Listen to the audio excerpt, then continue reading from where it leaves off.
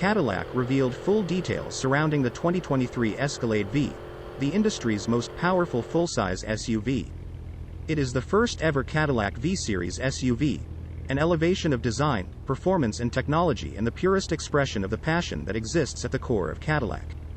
It delivers 682 horsepower and 653 pound-feet of torque and features performance-inspired styling and an unmistakable sound that combine for a head-turning street presence.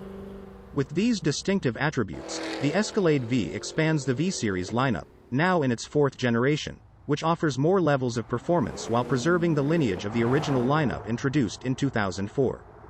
With the full-time active all-wheel drive system to enhance traction, along with the supercharged engine, Cadillac expects the Escalade-V to be capable of 0 to 60 miles per hour sprints in under 4.4 seconds and a quarter-mile time of 12.74 seconds at 110 miles per hour based on initial GM testing.